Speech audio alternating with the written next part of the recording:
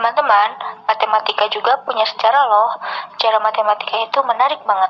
Terdiri dari berbagai bangsa, termasuk bangsa Cina. BTW, kalian tahu nggak sih apa saja sejarah matematika bangsa Cina itu? Wah, apa itu? Aku penasaran banget deh. Gimana kalau kita cari tahu lebih dalam lagi? Wah, boleh tuh. Aku juga penasaran banget ini. Ayo kita mulai dari letak geografisnya lebih dahulu. Kira-kira gimana ya? Aku tahu loh gimana letak geografis bangsa Cina itu. Nih aku ceritain ya. Jadi letak geografis bangsa Cina itu, secara geografis, wilayah dinasti Shang berada di lembah Sungai Kuning atau Huanghu bersumber di daerah pegunungan Kwenlun di Tibet. Setelah melalui daerah pegunungan Cina Utara, Sungai Kuning tersebut membentuk dataran rendah Cina dan bermuara di Teluk Sili di Laut Kuning. Sedangkan di dataran tinggi sebelah selatan mengalir Sungai Yangtze Kiang yang berhalu di Gunung Kwenlun, Tibet, dan bermuara di Laut Cina Timur. Laut Cina Timur merupakan wilayah kekuasaan dinasti Shang di daerah timur, dan di bagian barat membentang sampai Provinsi Shaanxi, di daerah timur laut mencapai Provinsi Liaoning, dan di bagian utara sampai Provinsi Hebei. Gitu ya letak geografis bangsa Cina. Menarik banget. Iya nih, menarik banget ya.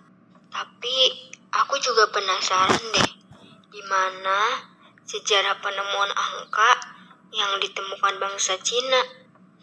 Ngomong-ngomong, di sini kalian ada yang tahu nggak? Aku tahu nih Mel, tentang penemuan angka bangsa Cina. Nih, aku jelasin ya. Sejarah penemuan angka bangsa Cina. Matematika Cina permulaan adalah berlainan bila dibandingkan dengan yang berasal dari belahan dunia lain, sehingga cukup masuk akal bila dianggap sebagai hasil pengembangan yang mandiri. Tulisan matematika yang dianggap tertua dari Cina adalah Chou Pei Xuanqing, berangkat tahun antara 1200 sebelum Masehi sampai dengan 100 sebelum Masehi. Meskipun angka tahun 300 sebelum Masehi juga cukup masuk akal. Pada tahun 1899 di desa Xiaodun, distrik Anyang, Provinsi Henan, ditemukan ribuan tulang dan cangkang kura-kura bertuliskan aksara Cina kuno yang berisi numerik tentang yang pertama, orang yang hilang atau tahanan yang diambil dari pertempuran. Yang kedua, pengorbanan yang dilakukan. Yang ketiga, jumlah hari dan bulan. Yang keempat, jumlah hewan yang dibunuh. Angka yang muncul tertulis di atas tulang tersebut. Dituliskan menggunakan alat tulis yang dinamakan pit, di mana bentuknya menyerupai kuas. Tulisannya berbentuk gambar atau piktografi yang mempunyai nilai seni tinggi. Adapun matematika format sederhana pernah ditemukan pada sebuah cangkang penyu. Cangkang penyu ini dijadikan sebagai media penulisan. Penulisan skrip mat ini diketahui pada masa dinasti Shang pada tahun 1600 sebelum Masehi sampai dengan 1050 sebelum Masehi.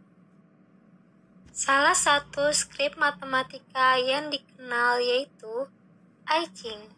Sebagian besar penulisan ini dipengaruhi literatur yang diketahui berasal dari dinasti Zhou pada tahun 1050 sebelum Masehi sampai dengan 256 sebelum Masehi. Menarik banget ya ternyata sejarah penemuan angka bangsa Cina.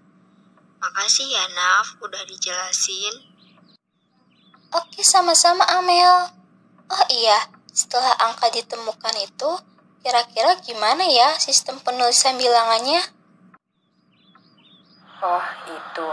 Kalau itu aku tahu, Naf. Nih, aku jelasin ya gimana sistem penulisan bilangan bangsa Cina. Jadi gini, Naf. Sistem bilangan atau penulisan matematika bangsa Cina itu terbagi menjadi dua, yaitu sistem bilangan batang atau urut numeral dan sistem angka Cina Jepang atau numerasi. Kedua sistem bilangan ini menggunakan basis 10. Satu sistem menggunakan simbol untuk setiap bilangan dari 1 sampai 10 dan simbol terpisah untuk masing-masing pangkat 10 setelahnya. Misalnya, nomor 321 ditulis dengan bilangan 3, diikuti oleh simbol 100, kemudian bilangan 2 diikuti oleh simbol 10, dan akhirnya bilangan 1. Sistem lain yang disebut angka batang hanya menggunakan satu set garis lurus untuk menyatakan perhitungan bilangan apapun. Nah, dalam sistem ini terdapat simbol terpisah untuk angka 1 sampai 10 dan untuk kelipatan 10 sampai dengan 90. Yang kedua, angka Cina Jepang. Sistem numerasi ini telah ada sejak tahun 200 sebelum Masehi loh. Bangsa Cina menuliskan angka-angkanya menggunakan alat tulis yang bernama pit. Bentuknya menyerupai kuas. Nah, tulisannya berbentuk piktografi yang mempunyai nilai seni yang tinggi. Angka tradisional Cina Jepang menggunakan pengelompokan dengan bilangan dasar 10. Kalau untuk penulisan angka 15 dan angka 23 dalam penulisan cuan itu bagaimana?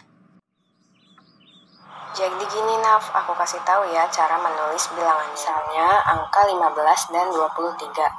Yang pertama angka 15. Pertama kita tulis lambang bilangan 10 atau Shi, kemudian lambang bilangan 5 atau Wu.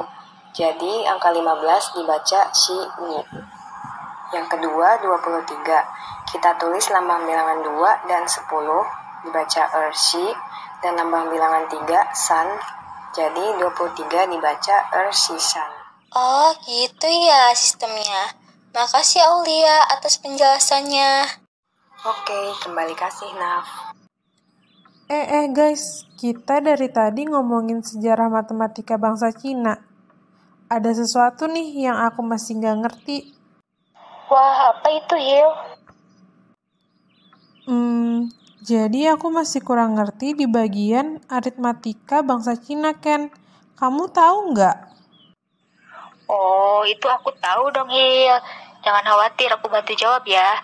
Jadi, orang Cina kuno memiliki studi aritmatika lanjutan yang berasal dari dinasti Shang dan berlanjut hingga dinasti Tang.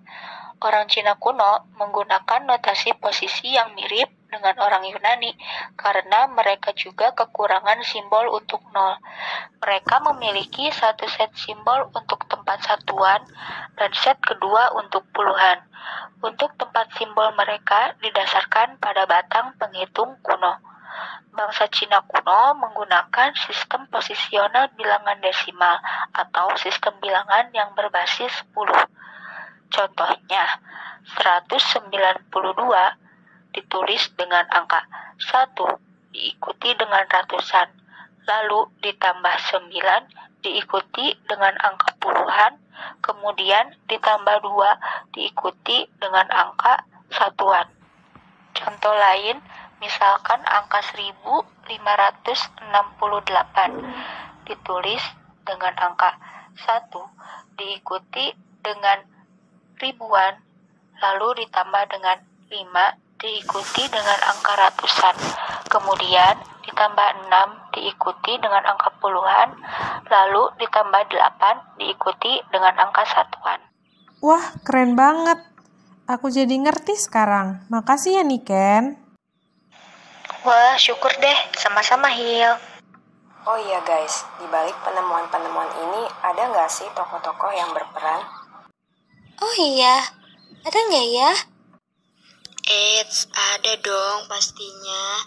Aku tahu nih beberapa tokoh yang berperan dalam sejarah matematika bangsa Cina. Wah, siapa aja itu, Mel? Oke. Ini aku coba ceritain. Tokoh matematika bangsa Cina yang pertama ada Zhang He. Beliau lahir pada tahun 78 sebelum Masehi dan wafat sekitar tahun 139 sebelum Masehi. Zhang He ini merupakan seorang polimet Cina, yaitu orang yang tidak hanya matematikawan, tapi juga astronomi, ilmuwan, dan lain-lain. Nah, dalam matematika sendiri, ia memberikan rumusan pi untuk menentukan volume bola, dan dikenal juga dengan penemuan seismografnya.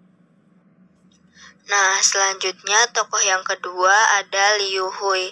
Beliau lahir sekitar tahun 220 sebelum Masehi dan wafat sekitar tahun 280 sebelum Masehi. Nah, Liu Hui ini memiliki dua karya yang cukup terkenal, yaitu yang pertama ada The Nine Chapters of Mathematical Art atau 9 bab dalam seni matematika. Lalu yang kedua ada Hai Do Xuan Jing yang di dalamnya terdapat banyak masalah geometri. Liu Hui ini juga memberikan jika positif batang akan berwarna hitam dan jika negatif batang akan berwarna merah. Next, tokoh yang ketiga yaitu bernama Zhu Zhongzi. Beliau lahir sekitar tahun 429 sebelum Masehi dan wafat sekitar tahun 501 sebelum Masehi. Nah, Zhu Zhongzi ini merupakan seorang ahli matematika dan astronom Cina yang berkembang pada abad ke-5. Beliau juga memberikan kontribusi yang sangat berarti untuk perhitungan kalender. Selain itu, beliau juga menentukan berbagai ketetapan yang luar biasa tepat dan teliti. Keberhasilannya yang sangat terkenal adalah penentuan nilai dari pi yang benar sampai 6 tempat desimal. Oke, tokoh selanjutnya yaitu bernama Yang Hui. Beliau lahir sekitar tahun 1238 sebelum Masehi dan wafat sekitar tahun 1298 sebelum Masehi.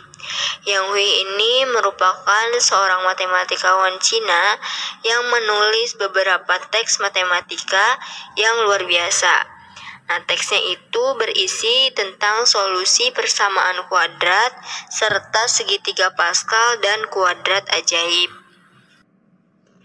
Nah, tokoh matematika bangsa Cina selanjutnya yaitu Zhu Xiji. Beliau lahir sekitar tahun 1249 sebelum Masehi dan wafat sekitar tahun 1314 sebelum Masehi.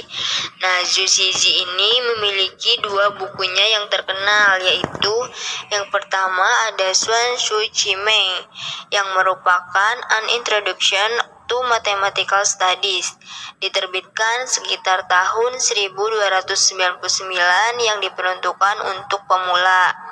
Bukunya yang kedua yaitu Si Yuan Yu Jian atau The True Reflection of the Four Unknowns yang diterbitkan pada tahun 1303 dan diperuntukkan untuk pelajar tingkat lanjut.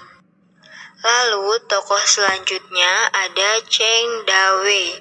Beliau lahir sekitar tahun 1533 sebelum Masehi dan wafat sekitar tahun 1606 sebelum Masehi.